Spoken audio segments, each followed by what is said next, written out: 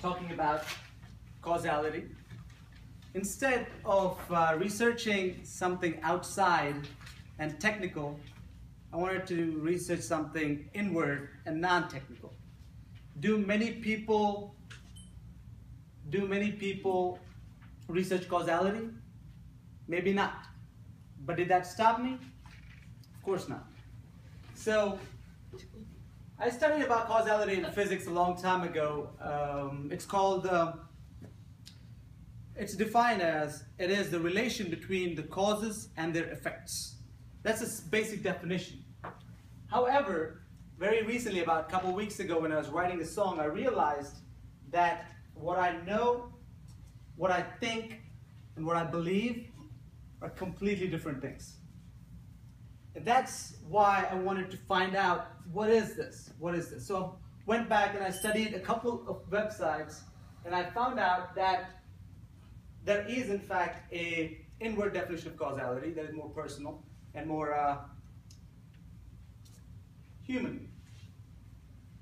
So let's use these three. Let's use these three words to define what causality is. I'll be using conscious, subconscious, and superconscious. What are their basic definitions? Conscious is your basic awareness. Subconscious is a little bit more internal, it's more subliminal. It is, let's say, a bigger picture. And superconscious is your soul.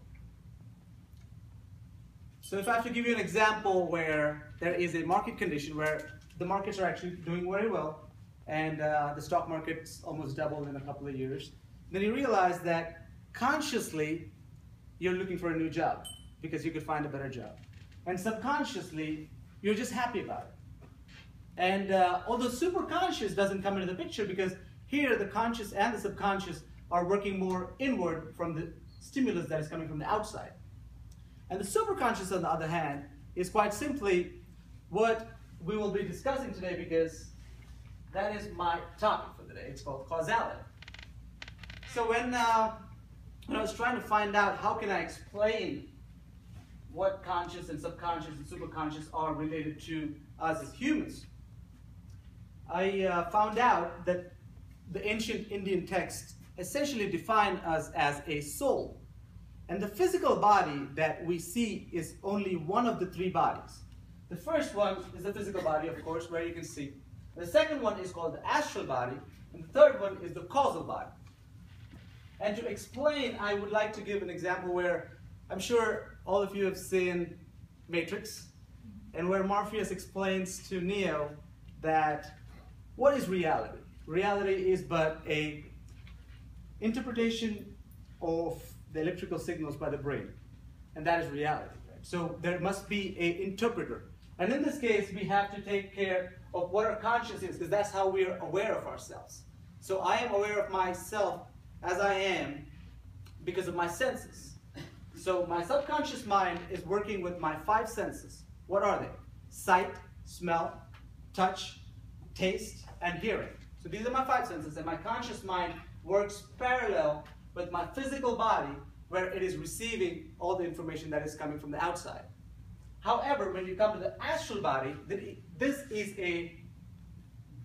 has a much more subtler rate of vibration than the physical body, and this works in parallel with the subconscious, where the subconscious mind is not always sleeping or inactive, because when we're asleep, the physical body is taking rest and the senses are inactive. However, the subconscious mind is never taking rest. It is constantly monitoring our life support systems, such as heart, brain, lungs, etc. Right? And it keeps us alive, even without our control, because we don't control our subconscious. It's almost like the subconscious has a mind of its own. So, and we got the causal body, which is to say that it is the thing that actually forms the original blueprint that makes us who we are, and that is our soul. And that is precisely why I chose causality as my topic today, is because what is my causality, right? The definition of causality, as I said, was a relation between the cause and effect. And I realized that if everything around me is the effect, what would the cause have to be? It's a simple question, right? I mean, why am I doing what I'm doing? Is there a cause much that I'm not able to see today? Or maybe I'll see it one day? And it's an important question that I ask, okay, well, you know what? That's fine. I'll understand causality maybe at a later point in time, but let me understand what my conscious and what my subconscious are. And you've seen Inception. What is subconscious? Let's just even stop about going to the superconscious just yet. Let's just understand what the subconscious is. In the movie Inception, I think Christopher Nolan did a very good job explaining what subconscious is where Leonardo DiCaprio and Ellen Page are walking inside the dream, and he explains that he doesn't populate this dream, his subconscious does. Let me see a show of hands who've seen Inception. Okay, good. So some of you understand. But however, if we understand the conscious with Matrix, because we understand that Matrix explains to us that what we perceive is our reality, and that is our conscious. Consciously, this is what we're doing. And the Inception explains to us subconscious how the subconscious is something that we don't control, but we actually are constantly absorbing it at a much deeper level than what we actually are seeing around us. And then we have the superconscious. I put Avengers there because superconscious is where the person's true being is coming into light, right?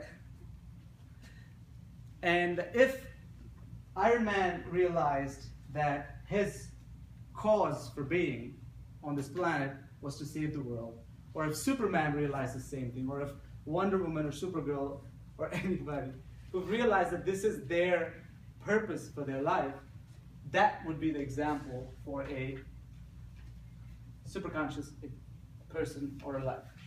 So I would like to ask you, what is the name of your superconscious that would be made into a movie? Thank you very much.